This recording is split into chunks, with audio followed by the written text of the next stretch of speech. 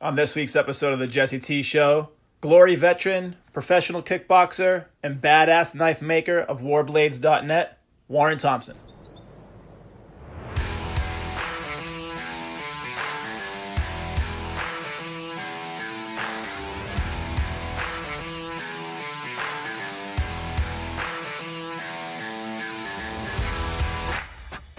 Dropped out of college to pursue fighting, which was probably not a good idea looking back. But I had something to prove to myself, and it was kind of taking somebody that wasn't probably projected to be a good potential athlete and becoming a professional athlete at a fairly high level. And that's something I'm still pretty proud of, today's date. Now I'm out of fighting. I'm retired now due to some medical issues that we'll touch on in the podcast. And I'm pursuing knife making and stay-at-home dad. Okay, man. So you got a lot going on. And for the world, there's a lot of people that do know you. You've made it to a really high level in the fighting world. If you want to kind of tell me about like what inspired you to get into fighting. I know we talked about your childhood a little bit, and then kind of walk me through your career fighting. Who you started training with? I think it was Kunpan or something over there, and then walk me through like the fighting evolution. Okay, I think initially what led me to fighting so I didn't get athletic till probably my senior year in high school, but it was kind of no direction to it. Like I played football a little bit, and I'm tired of football, or play basketball, and I'm tired of basketball. So I didn't know exactly what I wanted to do. And I thought about the military. And then I met my now wife my senior year, and we kind of hit it off pretty well. And so I moved to be closer to her because her family moved farther away. And so I came down to Atlanta, and from then I kind of just went and I saw UFC on TV, and I said, I'd like to try that. Heck, it's competitive. It's something to put my energy towards. I was just lifting weights at the time, talking to some schools about walking on playing football. So I went to the gym and tried it out one day, and it just hit with me, and I was like, man, I'm hooked. Started training with Kunpan. Pretty much he'd take me around everywhere. Chike Lindsay, a really high-level fighter, was just coming into his own, low-level professional at the time. And so I would travel kind of on his heels, and wherever he'd fight, I'd fight on the undercard. And that's really what led to me gaining experience and exposure, was just fighting under a guy and training with a guy with that kind of potential. Yep. Chike is probably the best striker to ever come out of Georgia or the Southeast United States, as far as we talk about Muay Thai, hands down. So I was very lucky with that. And I kind of trained with Kunpan several years. I got on the Ultimate Fighter, in which I faced a really tough opponent, Kyle Noak. I was 5-0 going in. Had a win over Chidi Nojikawani, who fights in Bellator now. And so I was a touted prospect. I think when I did the tryouts, Dana White watched me hit pads once, watched me grapple for like a minute. I triangle guy. He's like, he's in. And I was a pretty touted prospect, and it just it didn't work out. Kyle Noak beat the dog shit out of me. It exposed I couldn't wrestle. The next fight, Dave Vitke, who's a journeyman but a very tough guy, fought everybody. Around 500, has about 40 fights, and he exposed again. I couldn't wrestle.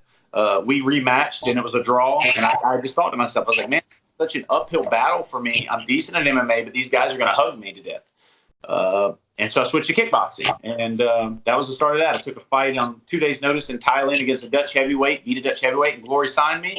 And I had up and down situation with Glory, like I was fighting a weight class up, but I'd fight everybody, and it is what it is. I think I went 1-5 in Glory. But outside of Glory, I think I only lost one fight out of 15. So it's just or 2 fights out of 15. But it's just very frustrating in a way that I wasn't able to make it to the big leagues and complete that journey. I made it there. I had a great time getting there, stayed there for a while, but I just wasn't able to have the success I wanted there.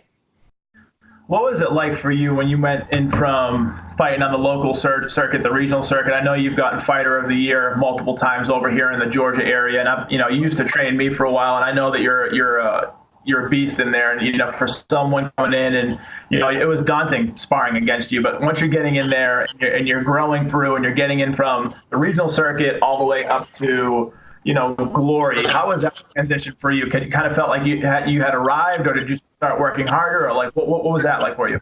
I always, for me to fight best, I had to have and it goes back to my childhood as far as being bullied or fighting my own demons. I had to see myself as the underdog, and that is a little bit of the situation I had a problem getting that success and confidence at the higher level. Looking back, I had to see myself as that underdog to train hard. Otherwise, I wouldn't fight hard. I wouldn't train hard. I just had to had that wounded dog mentality. And some of the bigger fights I won at that higher level, both of them were either short notice or I was hurt. Like when I beat Mike Lemaire in Glory, I had a torn MCL, and so we just boxed, and I beat him with hands.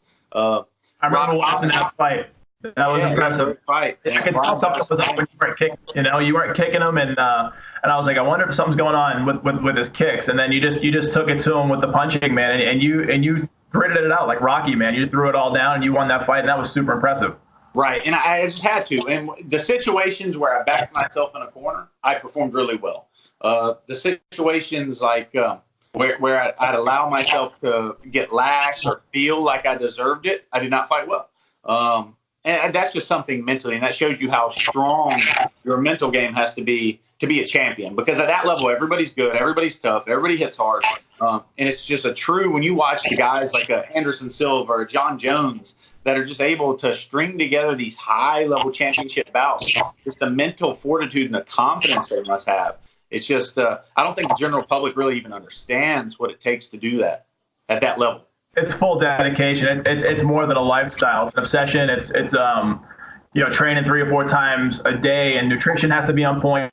You have people in your life that are helping you physically and mentally coach you to where you need to be. And so, we talked about before we jumped on the podcast about how we were both bullied growing up and how that set the tone for us to want to do better things in life and achieve. And so for you, what was it that was the turning point to turn the bullying around? Like, so you walk me through, I think it was in 5th grade you were getting bullied, and how long did that last, and how did it stop, and how did that change you? Right. I think so. I was born with a very rare disorder, and I forget the exact medical name for it, but basically it's fish. If you Google, anybody listening to the podcast, Google fish odor syndrome, and it's something if you take choline. Choline is something that's in a lot of food. But anyways, if I digest it, I have a metabolic disorder. If I digest it, I will come out in my sweat pores. So at a young age, whenever I have foods, before we knew medically what it was, I would have these foods, and it would come out in my sweat. And it'd smell foul or fishy. So I'd get made fun of very badly at a young age, like ostracized. And it was about 5th grade. This guy and his brother would follow me home from school, beat me up. I'd cry every day. My dad finally said, "Son, you come home crying one more time, I'm going to spank you." And it was, and not so nice of words. So the next day, the guy did it. I turned around, hit him once, KO'd him. He ran home. His brother got his mom. She tried to hit me with the car and ran over a mailbox. They called the cops, and that was the end of when it wasn't the end of me getting bullied, because I didn't find out I had that medical condition for another 4 or 5 years. We were chasing a diagnosis, and finally we're able to get treatment for it. And I can treat it now with a lot of water, controlled diet, exercise. There's a lot of treatment options for it, but no cure. Basically, just manage your diet. Well, at that time, I still was going through bullying, but that was the first time that I was like, man, I have a gift. Like, I can stand up for myself, and the inner me, I have a way out of this. I didn't feel trapped anymore, and that was a big turning point for me. It's empowering, man, when you take that power back. For me, I was bullied for some years, and it was just a group of kids, like you said. They would follow me home, and I would get jumped by one kid. The other kids would watch, and I just, for some reason, had the fear to fight back. And as I got older, I got into more fights and let the hands fly a little bit, and then got some training and stuff like that. I think that you find that confidence, and you realize the fear is just fear. If you're already getting a beating, what's worse than that? Pretty much outside of death. So I think that taking that confidence back and self-empowering yourself is huge. I think at a young age, if you'd asked me when I was 5th, 6th, 7th grade, I didn't think I'd live past 30. I didn't think I'd have a wife. I didn't think I'd have kids. And all this came to fruition to me. So it was honestly, sometimes I've gotten myself in trouble in my adult life because I don't feel I deserve it still. And it's, and good things are happening. It's like, man, I made it to the big leagues. Man, my wife is a beautiful, beautiful woman. I have a little house. I have a truck I like. I have a boat. It's like my 2 beautiful kids. It's like, I don't deserve this. So it's hard to talk myself into once you're put down like that, or you think you're at this level, it's hard to talk yourself into, hey, you can be here. It's okay to be here. Now you can get a little better if you want. And that's been a fight for me. It's being feeling like you're worth it, or that sense of worth needs to be there. And I think, growing up, every kid at some level, I feel like whether it's mentally, emotionally, or physically, or all three, they're abused or they're bullied. It's hard to break those chains, man. So like finding this newfound sense of confidence and fighting, it's liberating. And you've done a lot of great things, and I know you're working on a lot of things. So as far as now with going through fighting, you've made a decision in the last year or two with fighting. Talk about your decision from Glory and what you're doing now. All right. So the very end in Glory, I was starting to add, like we talked about the knee injury. I fought Rob Thomas. I moved down to middleweight, and that's where I needed to be. I was good middleweight when I was up and coming, and moved up to heavier weight classes because I got lazy as far as my weight cutting. Yep. It was just to find fights. In kickboxing in North America, especially, if you're an American, it's difficult to find fights and stay active. So I started fighting in many weight classes. As far as I fought at catch weights down at 176 all the way up to heavyweight. I fought at 220 and take it way up to whatever. And that was stupid of me in a way of career management, maybe, because I think I only won 1 or 2 of those heavyweight fights out of 6. Light heavyweight out of about 6. So it wasn't very smart by me. So at the end there, I tried to move back down to middleweight, and I was beating the Canadian Rob Thomas. I think he was ranked 5 or 6. I was ranked 1 behind that fight. And the last 28 seconds of the fight, he caught me and knocked me out. And, you were winning the whole fight. Yeah, winning the whole fight. Very handily, too. The judges were talking about, hey, Warren's going to win, da-da-da. Then, bam, I got hit, and I was out. And fluke thing. And I think that I fought one more time after that to another Glory guy here in Atlanta. They flew him in, and I just couldn't get out of first gear. He didn't do much to me, jabbed me, but kept moving backwards. And credit to him, he had a good game plan. He jabbed and moved and just kept jabbing and moving, and that won him the fight. And I just couldn't come out of gear. I was on those anxiety medications because after the Rob Thomas fight, I went into a spiral of hell. Me and my wife were separated. I was living out of my car, living in the gym during that fight, or right before that fight too. I attempted suicide. Like I literally hung myself from my squat rack in the basement with a dog leash. It broke. I pissed myself. I did it again. I was out. Totally out. I don't know how long. My wife thinks after we talked, what's leading into that, probably about 30, 45 seconds. I had a mark around my neck, like bruising the week after. It was embarrassing. And she cut me down. And I couldn't talk for about an hour after, slurring words. I was scared. I gave myself like brain damage. Yep. Probably the biggest regret in my life is that. And I was just mentally anxiety, depression. I just got cut from my job. I didn't know how I was going to make money. My wife was leaving me, my infidelity. I was talking to another girl.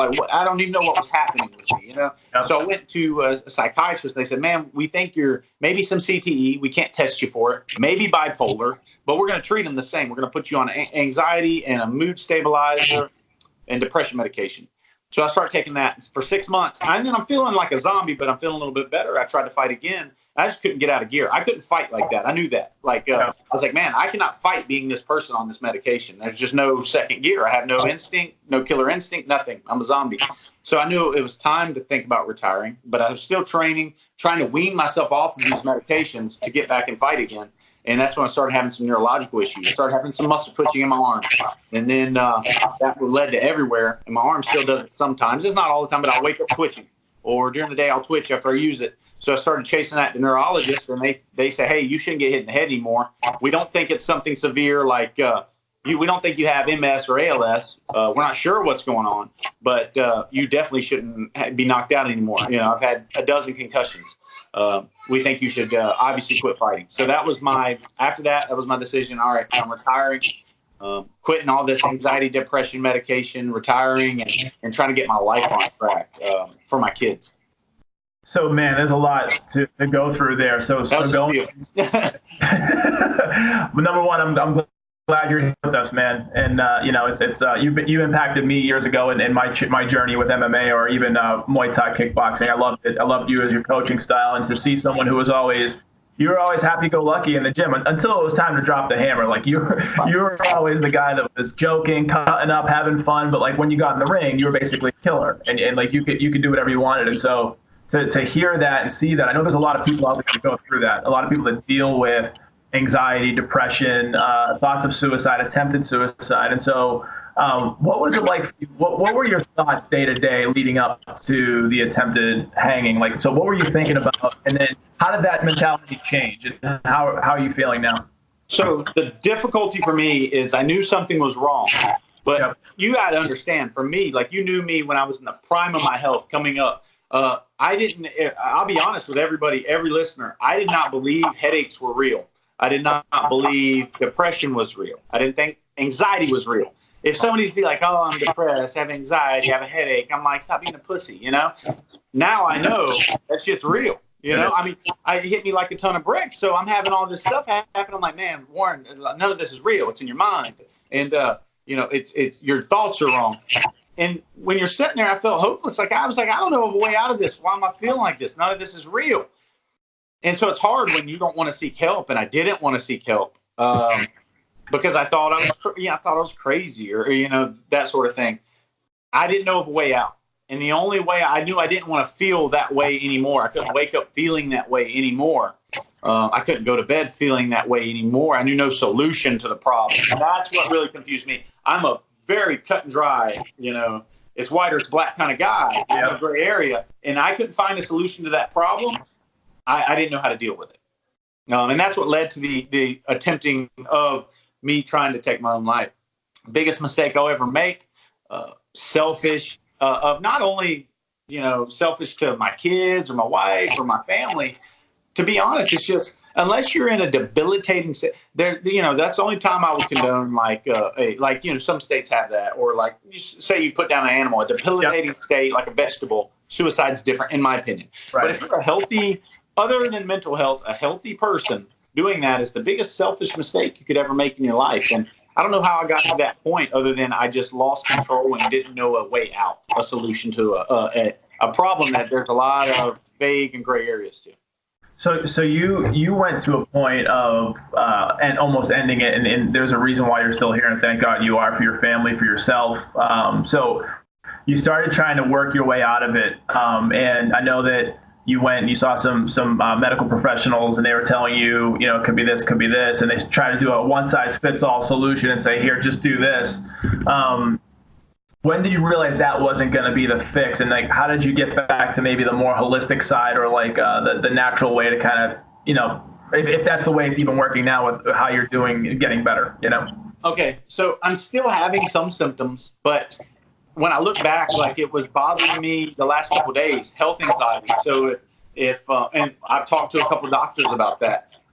With your mind, if you allow it to, whatever problem you're having can compound that or make it less severe. I try to come back and take it more day by day. If I'm alive today, I'm enjoying that shit. Like after we get off here, I'm going to go to the gym for an hour. You know, not if I don't feel like working out too hard, I won't. I'll enjoy it. I'll come home. I'll play with the kids. I need to do some work on the house. I'm going to enjoy that. I'm trying to learn new crafts, stuff like that. So I'm trying to take it day by day.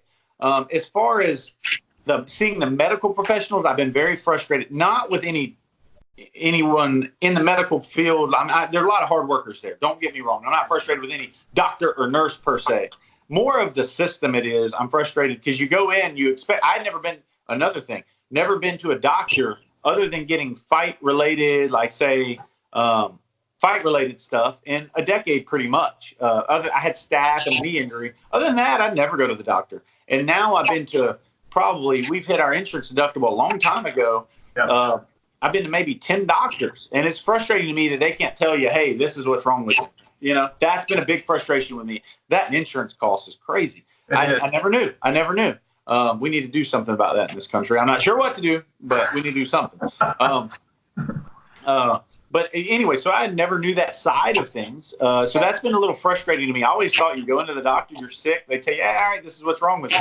That's not the case. No, a lot of people are left with unfinished business, so to speak. They don't know which way to turn, and they're just kind of everything. And I think that from when I've talked to people in different walks of life that have any kind of injury or illness or something, if they can't figure it out, that's even worse than knowing what it could be. You know what I mean? Right. And just having that question run through your mind. And so you also had some potential other effects it could be from fighting, I don't know, but you talked about, your arm and some numbness and some different things neurologically. Like, what were some things you're facing there?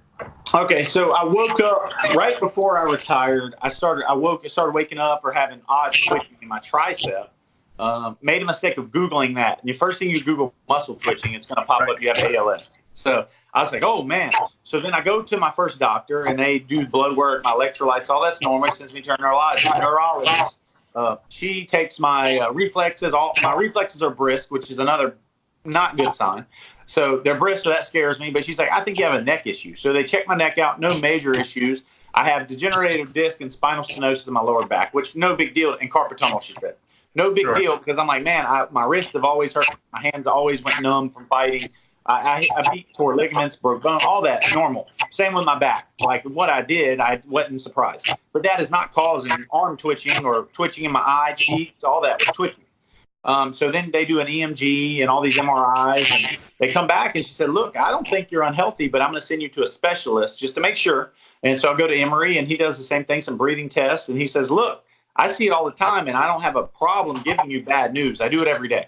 He's like, but I think you have severe health anxiety. You're going through something from this fighting that's caused, obviously you have the brisk reflex and the muscle twitching, but I can't pin it on. I don't think, he's like 99%. I don't think you have something debilitating like ALS. He's like, it's been 7 months or so.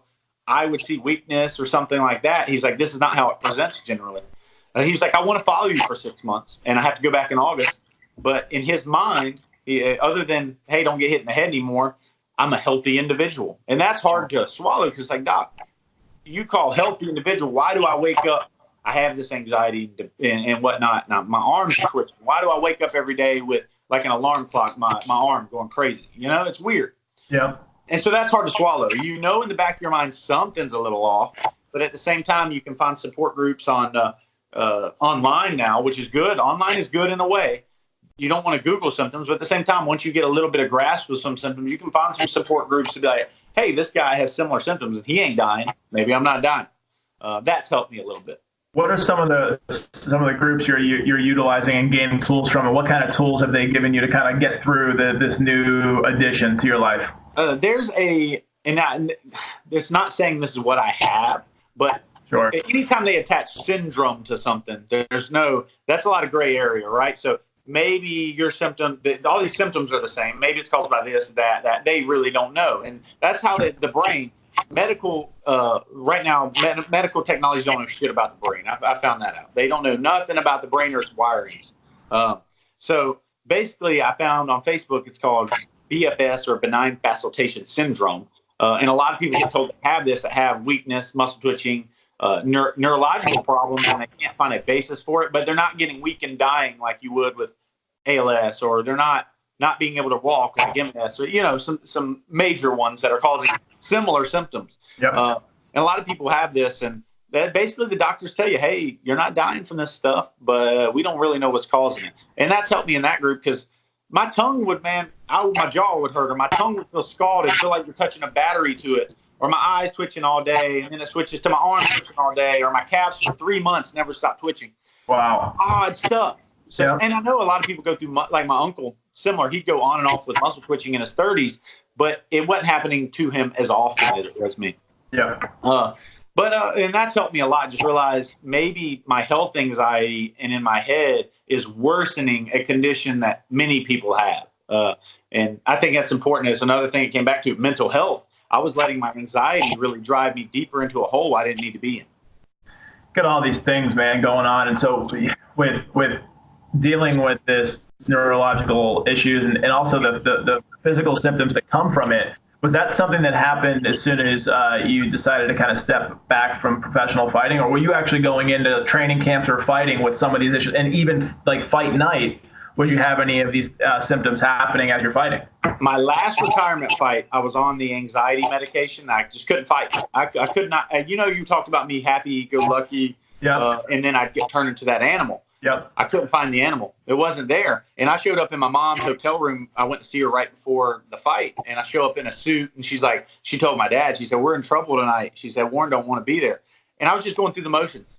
I just didn't know. I knew that was a part of my life for 15 years. That's what I did. I showed up, I fought, I got paid. And so it was another main event regional fight for me. And I couldn't find the gear. I couldn't find not taking anything away from that opponent. He did his game plan and fought hard. He deserves that win. I'm sure I've won fights that way. The people just mentally weren't there. And that's when I started to notice it. And then I said, after that, that must have been that anxiety, depression medication. So I started weaning off of that, and I got rocked really bad 2 weeks before all that twitching started happening. Another fighter rocked me, and the switch came on. I finished him in the gym. I dropped it. That next day, 2 days after, my arm started twitching, and that was what was real odd.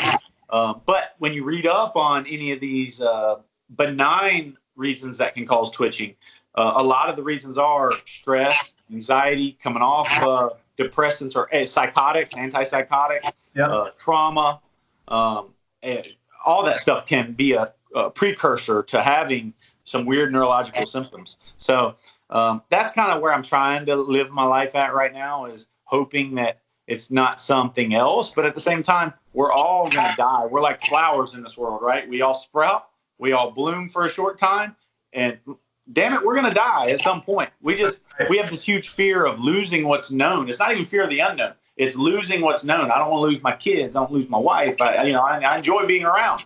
So if you let yourself go down that rabbit hole, it can make you really depressed. And that's where I'm trying to stay away from.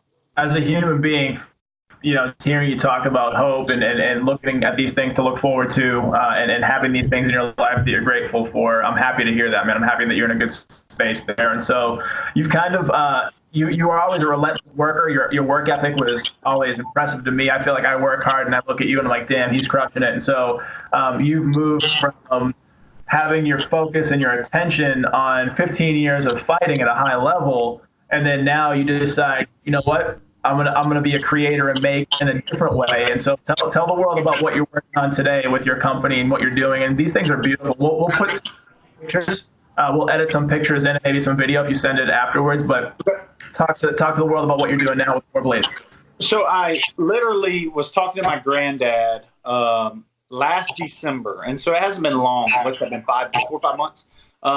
And we were watching.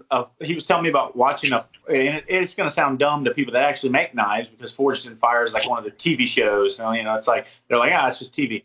Well, he was like, check that show out. It's pretty cool. And we were looking at buying a knife when we were on vacation, our last family vacation together before he passed away. I was looking for a knife, and we were talking about knives. And he told me to watch that show, and so I went home and watched that show. And I was like, man, this is cool. So I ordered me a custom knife. And the guy, a real nice guy, he was backed up, taking a while to get it. And so I was like, you know what, I'll watch that show and I'll try it. So I started trying to make some knives out of files and a campfire and harden them and stuff like this. And a guy on my Facebook, who I had been friends with on Facebook, didn't live far from me, that was a pretty good knife maker. He said, hey, man, come up here. I'll show you some things. So I went up there, and he was very gracious, took me into his house for several weekends and showed me kind of some things. And I started making some knives, and then my grandfather passed away. And unexpectedly, kind of his health went down really fast. And after that, I was like, man, that was a sign that, this is something, maybe a good hobby for me. He was always a good woodworker, and I enjoyed doing the wood on the handles of the knives and making the art of it. I don't think I'll ever be a mass-produced knife. My company is, or I make knives for warblades.net. It's my silhouette of me after I fought Lemaire and Glory, and I imprint that on every knife. And I just enjoy the artistic, I can express myself through it, something positive. I can make something, and that makes me feel good. At the end, I'm like, man, I made that. And I'm not the best knife maker, but I think I have a good eye for the artistic side of it.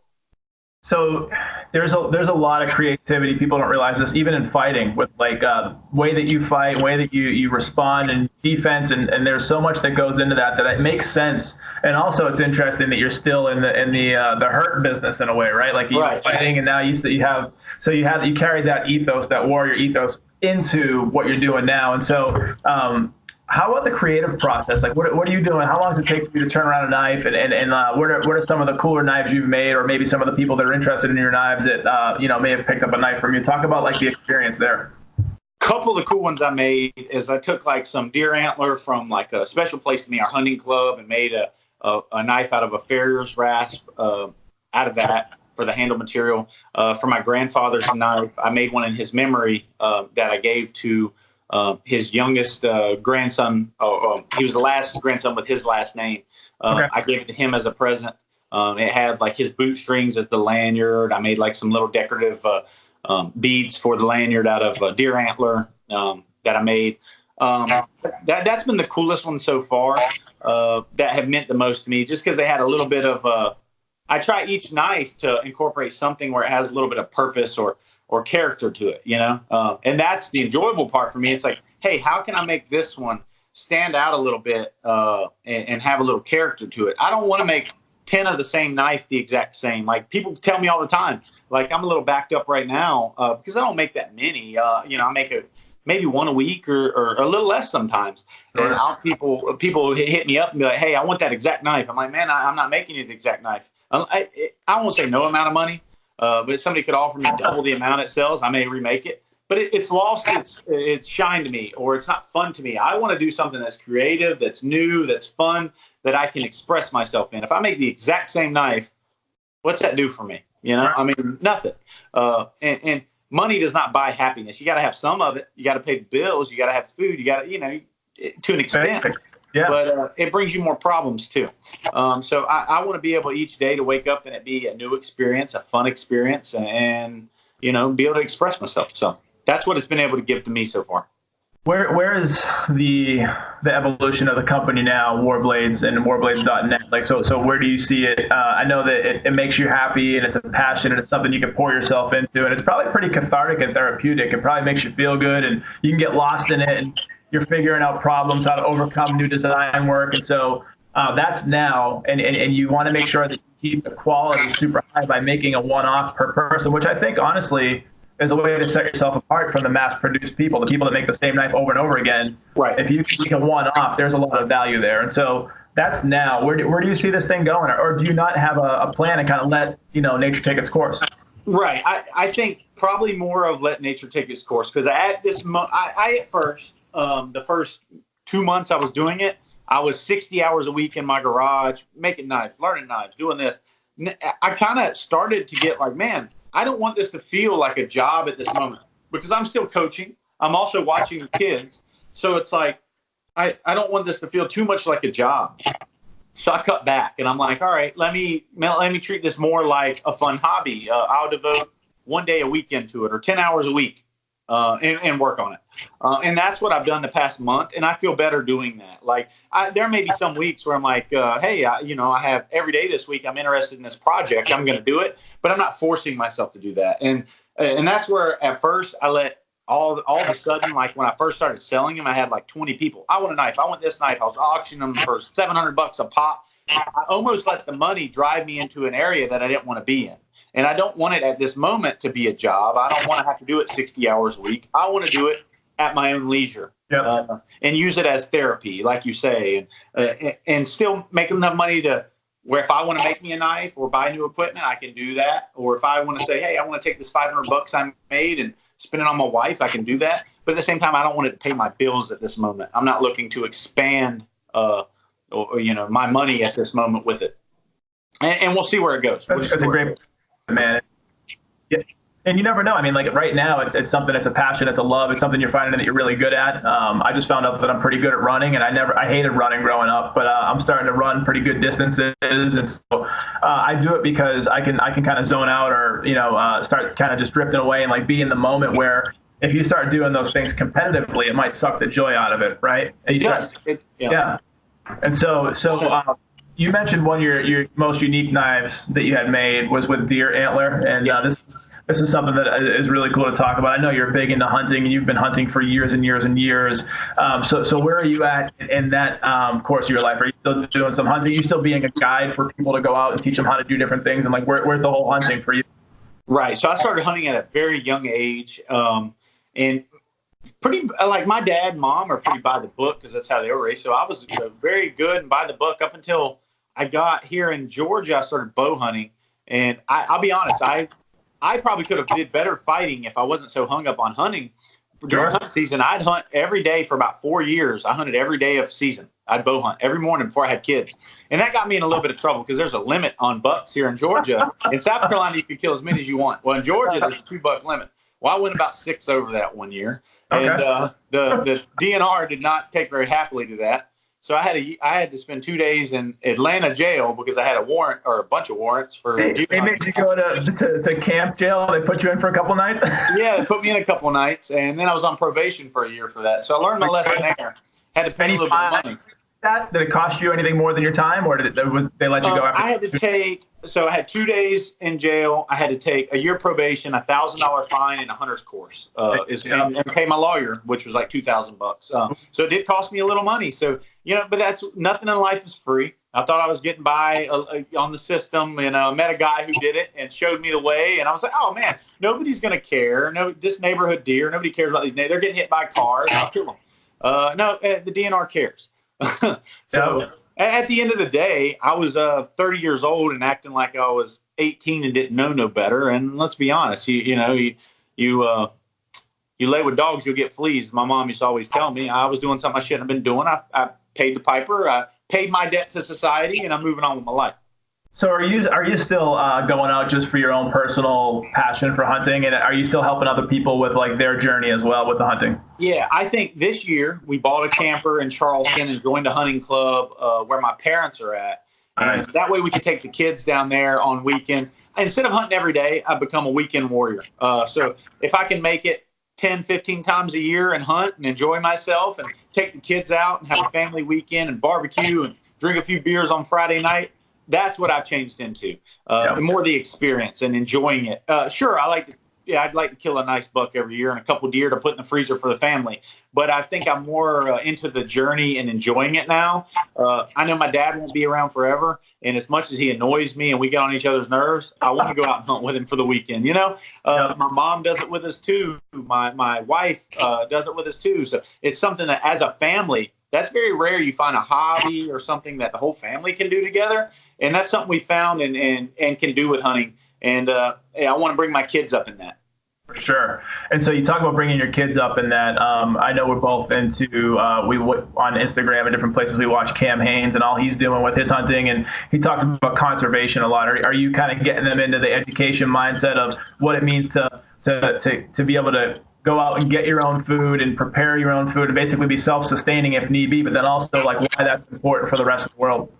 Right. I think the old me, and I think it touches on this. If people would take a hunter safety course, you go through like and I don't know the exact one, so bear with me here, audience. But you go through an evolution as a hunter or a person. Like you become this person that you're starting, you don't know much, and then you become a killer, and then you're a hunter, and then a trophy hunter, and then you become a conservationist. And it's some sort of that order. That may not be just correct, but you get the idea. I think I passed that point in my life where I was that killer and just for trophy. Now I enjoy the experience. I could go out, and if I'm with my son and shoot a 2-year-old buck, hey, I'm enjoying life. We got the meat. I'm going to take that one animal. All right, I got my tag for it. I'm happy. I can sit back at camp and enjoy dinner and hang out and let him ride his little ATV around camp. That's more me now. Whereas it used to be, I was in the woods 24/7. I was a killer. I wanted the big bucks. I wanted a lot of bucks. Like, now it's not. I changed my personality, and I'm probably more of into conservation and experience now than I was ever before. The camaraderie around hunting, just being out in the sunshine, it's just something about it. Like you can put your cell phone away for a day and not have to look at social media. It's just a great thing.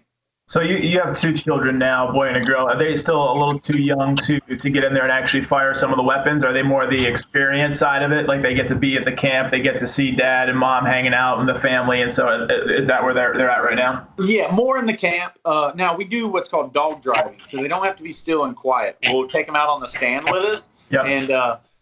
And now my daughter, I toted her with me on a backpack even at 6 months old and was shooting deer with a bow and a crossbow at 6 months old. But as far as like the hunting we do most of the time is not slip hunting, it's just stand hunting. So we'll go on a road around a block and put dogs in there, and they run them out, and we shoot them with a shotgun. And they can do that as long as they're in a safe area. Like we'll have them in the back of the truck, and we're standing on top of the truck or something like that, or inside the cab, and we're standing on top. We'll allow them to come out with us as long as it's a safe situation for the kids. And, if they have their ear protection or if they're in the truck and can't have hearing damage, we'll let them come along. looking at it through your eyes and being kind of an expert hunter, and then also now seeing your children growing up with this as well, how has it been watching them kind of take on this new learning of hunting? And have there been any like cool, unique moments that happened for either one of them when something just kind of light bulb went off in their head yet, or they were just really excited to be with you on the trip? Yeah, it's really fun. That I think my son, he most enjoys going down there. He knows his little Power Wheels Jeep is going to be down there, and that's what he wants to do the whole time. Stay outside and ride that Jeep up and down the camp road. And that's been the most enjoyable part for us, just see them run around camp and just like they love it. As soon as we say we're going to the camper, they just, that's a 5-hour trip, and that's hard for a kid, but they love every bit of it. That's awesome, man. And that's been the most enjoyable part. It's not even, like I said, it's not even really harvesting an animal. They like seeing the animals as they come in. My son likes looking at the deer, and he'll emulate now. He'll get out his little saw or something like that, and he'll be in the house on a stuffed animal saying, "I'm cleaning the deer," and he's like, But yeah, it's a lot of fun. And I know a lot of people are like, "Oh, you're gross," but at the same time, if you're at the supermarket buying meat and stuff like that, yep, you're just taking ownership of that. Now you're cleaning that meat. You're deboning it. You're skinning it. You're just knowing the process that goes into it, and you're getting a grass-fed animal or an acorn-fed animal that's free range. Yeah. No antibiotics, no hormones, none of that. You're getting a free, so you know what's in it. You know what's it's ingested. You know its life. You know if it's been killed cleanly, humanely, and fast. You know what you're getting. And I think that's a great thing about hunting.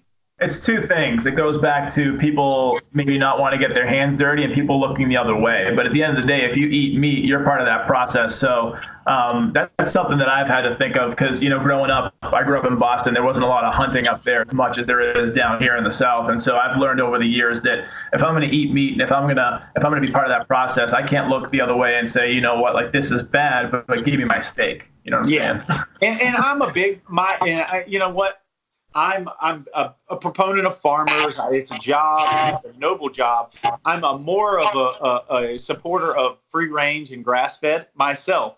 I just like there's a line. Where does one draw the line on ethical treatment of animals? Right? It's hunting ethical. Is farming ethical? Like is free range ethical, or is pinning them up in smaller pens and finishing hogs or chickens? Is that ethical? And to me. Not to say that I don't eat that meat because the price is so cheap, but at the same time, I would rather us as a society go more to free range and grass fed. I think you're going to get healthier meat, healthier animals. Yep. And it's just you have a better mindset saying, hey, this animal lived a healthy, clean life than being in a small pen and fed finishing food for 6 months to fatten it up. It's not what you're putting in your body. I think definitely in the end probably is going to matter. I agree, man. I think as a society overall, hopefully, I know there's a lot of people that probably would disagree, but in my mindset, at least from my circle, I feel like people are trying to get a little bit healthier with what they're putting in their body and how they're treating themselves. And if they can be more mindful of, the process, I think they'll be a little bit more open to sourcing their own food or going on hunts or doing things like that. So I think that spreading the word and doing it the way you're doing it is huge, man.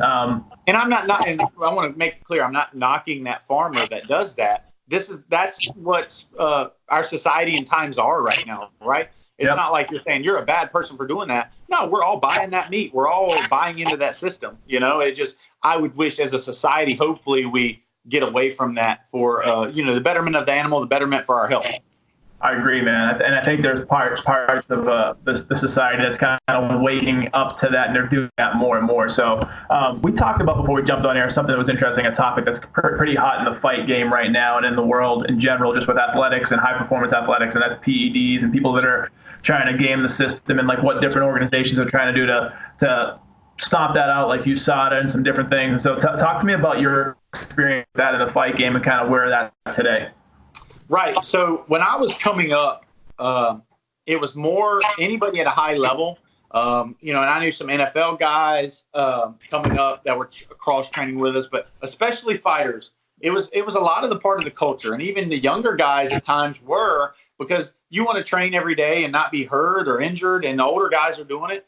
And it was like I trained in Vegas, and there was a UFC champion I won't name. I'm not going to be Jose Canseco here, right, on this podcast. But there's a UFC champion that did get caught, but he was openly in the locker room with 4 or 5 notable UFC guys talking about it and showing it and stuff like that. And I'm, at 23, 24 years old, I saw it with my own eyes. So I know how many at a high level were using pre-USADA. Now, here's where I want to draw the line as far as, people need to do research, right? Everybody says PEDs and steroids are bad, and it's all kind of in a bubble together, right? And I think there's levels to that. Is testosterone, which is naturally produced in our body. Now, me being, let's take a step back. Now, post-fight, the past couple months, I had my levels tested. My free range was down to 48. My hair was coming out in clumps. I was stressed. They think that now was causing a large portion of my depression and anxiety because of concussions. My endocrine system definitely took a hit. That and supplements. I was a big proponent of supplements. My whole life, at 16 years old, I was taking androstenedione, which is now a banned steroid. That was sold at GNC to us in high school. Yeah, we were taking it like candy, it says take 2, we'll take 6. It's better. So I probably messed up my own system along the way. But that said, we can talk on that too. People taking unregulated supplements that who knows what they have and are messing up your body. But at the same time, now I'm on testosterone, a low dose. Once a week, I go to the doctor. They test my levels. They put me on a 3/4 of a cc of testosterone a week. And I feel light years better in just 6 weeks. So I don't have a problem with the old school, like you had Rampage, Vitor, Sonnen, Mark Hort. A lot of these guys were on testosterone to make their levels in the normal range. If it's in the normal range and the whole field is in the normal range, is it cheating? Right. Now, there is other substances that don't have a medical value that aren't naturally in your body. Now, all right, at that point, what are you doing with it? Is it for a medical reason? Is it not? That's something to be argued. My argument is if it's for a medical reason, like Anderson Silva had his leg break in half, he's using it to get back to training faster, to recover, to get back in there, to make his money and do his job. I don't have a problem with it. Is it just to gain a competitive edge? All right, then we can look into if it's used in competition now, not in training, but if used in competition to gain a competitive edge, maybe we have an argument for that compound being banned. That's my argument.